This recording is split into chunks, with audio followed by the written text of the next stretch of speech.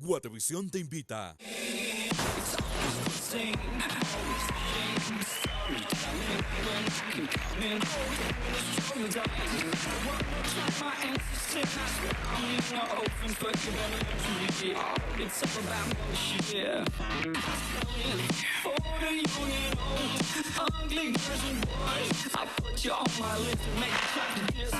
Entradas a la venta en Todo Ticket. A partir del 2 de noviembre, exclusivo para clientes Mastercard.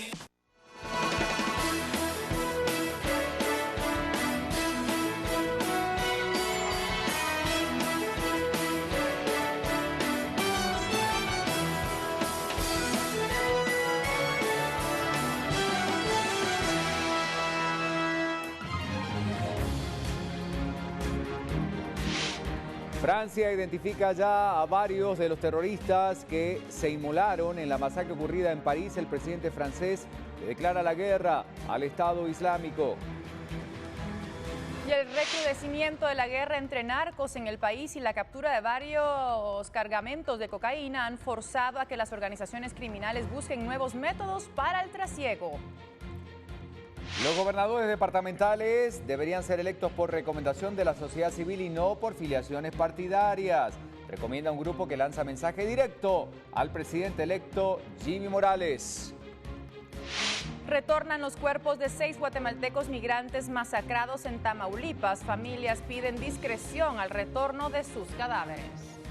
En Francia, las investigaciones para dar con los responsables del sangriento atentado del pasado viernes logran identificar por sus huellas a uno de los responsables suicidas. Y mientras tanto en Turquía, las diferencias entre el presidente de Estados Unidos y Rusia se mantienen en torno al conflicto de Siria previo a la celebración de la cumbre del G20.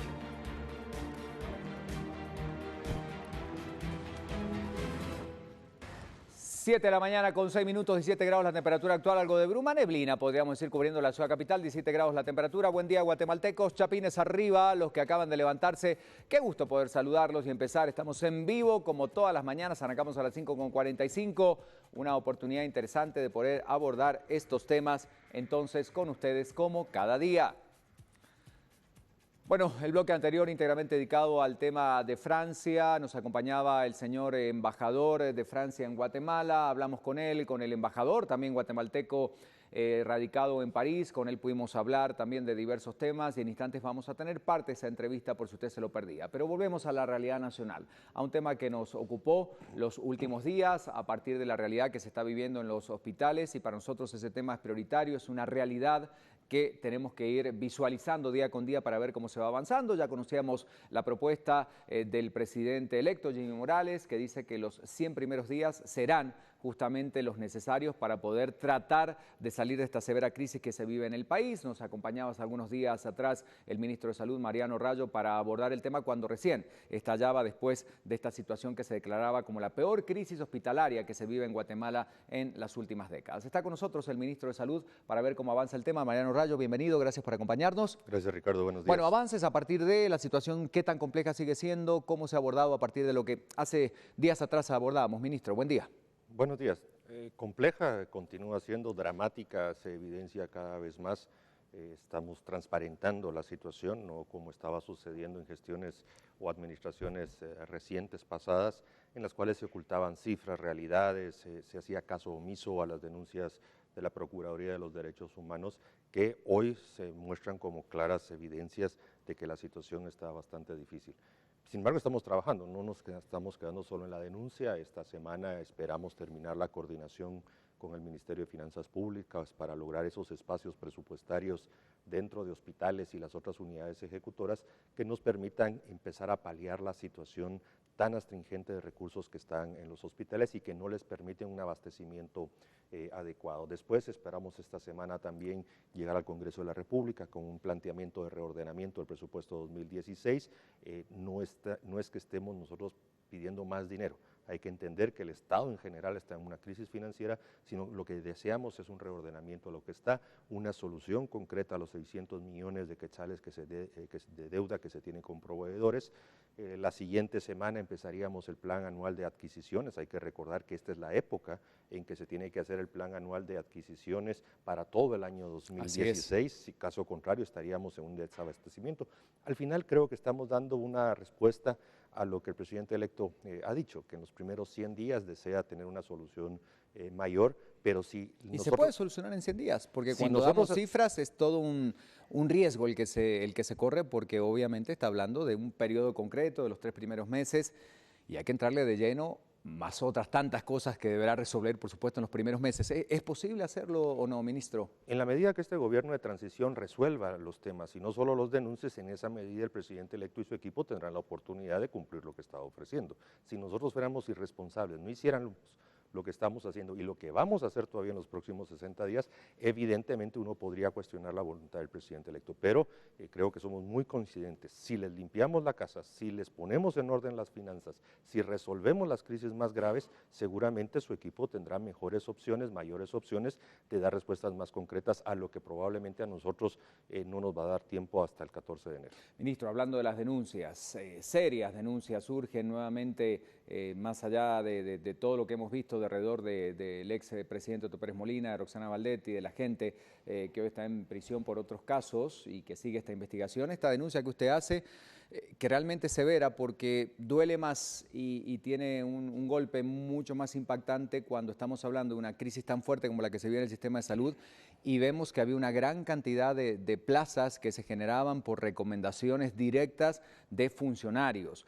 ¿Qué hay de esas denuncias? ¿Cómo las encuentra usted? ¿Cómo se evidencian concretamente? ¿Y qué seguimiento se le va a dar a ese caso? ¿Por qué no nos explica, por favor?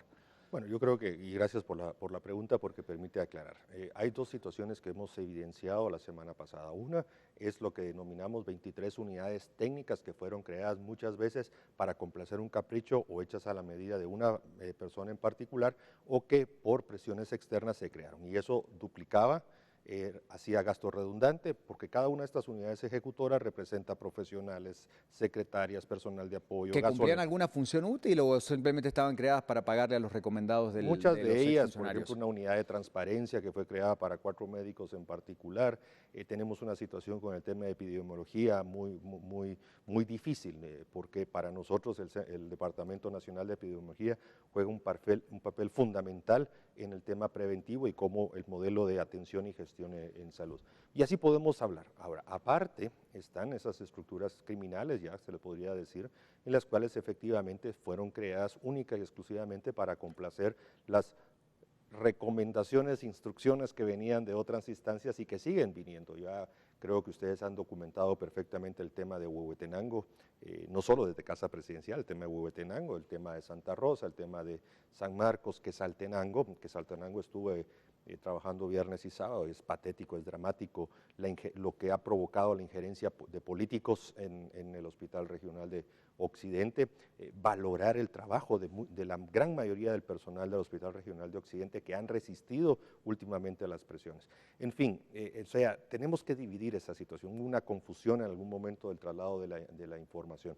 Al final, yo lo he dicho y lo quiero reiterar aprovechando esta visita a Guatevisión, de los 55.128 empleados del Ministerio de Salud Pública, yo diría que el 99% es gente proba, excelente, la que se dedica, la que se sacrifica, el médico que está más horas de las que se le requiere, el residente que pasa turnos larguísimos con tal de garantizarle una atención en la medida de lo posible digno con la escasez de insumos que hoy tiene.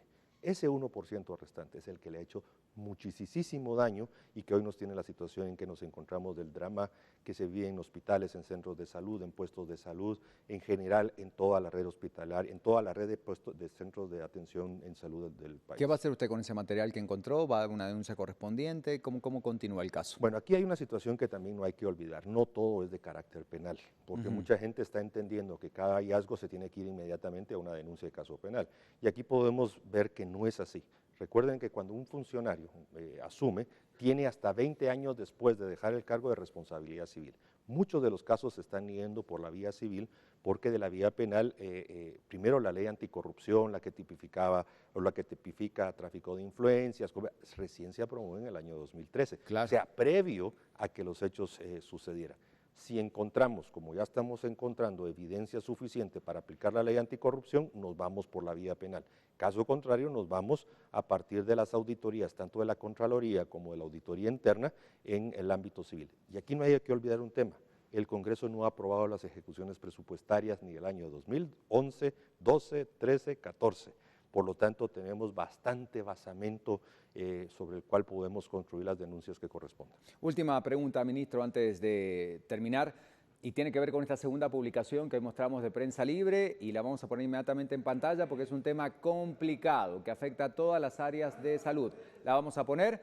Compras siguen sin control, diversos sectores recomiendan modificaciones, critican incapacidad de la Contraloría General de Cuentas para detectar las irregularidades. Estamos hablando de más de 1.360 millones adjudicados según el reporte de Guatecompras. Tema muy complicado, obviamente, y acá vemos otra vez la incapacidad, como lo dice esto, de la Contraloría de acuerdo a lo que dicen los sectores que analizan este tema. ¿Qué piensa usted al respecto? Totalmente de acuerdo con el titular, pero sí haría una acotación. No solo es responsabilidad de la Contraloría, porque recordemos que la Contraloría interviene después de que se sucedieron los hechos o se adjudicó o se hizo el gasto.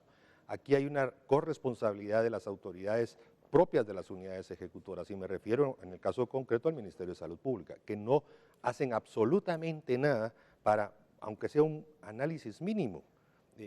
No es posible que el Estado esté comprando una pastilla de Aprovela 9 quetzales 50 cuando en el mercado usted lo puede encontrar ya con impuestos, con IVA, etcétera, entre 1.20 y 4.50, depende del lugar donde usted la compre. O sea, esos temas también hay que identificarlos, hallarlos, castigarlos, porque aquí hay una corresponsabilidad también de aquellas personas que al interno, no solo en finanzas, que es el ente regulador, sino también las unidades compradoras. Aquí lo que nos encontramos en su momento fue sencillamente minutos o antes de que finalizara un contrato, el plazo de un contrato abierto o una adquisición a través de contrato abierto, se lo ponen al ministro de Salud para firma con la presión, la exageración que se va a caer el mundo, de que la gente, pero por Dios, eso no puede ser así, eso es parte de la corrupción. Yo no he firmado ninguno. Todos los contratos abiertos que están vigentes o las prórrogas fueron antes de mi gestión y no se ha acabado el mundo. Y no es que se haya desabastecimiento, que sí estamos en un tema muy complejo en las próximas semanas, sí, eso sí es cierto, pero por el momento eso no ha sucedido. Hoy, precisamente en la mañana, hoy lunes, estamos con el ministro de Finanzas Públicas, el IX, el presidente del IX, porque y el ministro de la Defensa, que somos los principales actores dentro del contrato abierto en temas de salud, para tomar decisiones concretas en cuanto al presente y el futuro de todo el sistema de contratos abiertos en materia de salud. Muchísimas gracias, ministro, por acompañarnos esta mañana. Ha sido muy amable. El ministro Mariano Rayo, ministro de Salud, hablando del tema que obviamente nos preocupa y mucho a esta hora. Gracias, ministro, por acompañarnos. Vuelta a página, 7:17 a las calles con nuestro compañero Julio León. Vamos. Hola, ¿qué tal? Buen día, ¿cómo te va, Julio? Bien, bien, gracias. ¿Qué pasó? Ahí apareciste, con el sol en el rostro a todo lo que da, ¿eh? Sí, Vamos. Sí, qué mejor manera de empezar el día. Gracias. Hoy nos bendijeron con este lindo sol, de verdad. Les cuento que no estuvo así desde los inicios del día. Amaneció a eso de las 6 menos cuarto, más o menos, y estaba frito, un poquito nublado, no mucho quería, pero ahora que salió el sol, pues ya salió con todo. Y eso también es bueno porque incluso favorece las condiciones de tránsito, ya que a horas de la madrugada hubo ciertos incidentes en distintos puntos de la ciudad y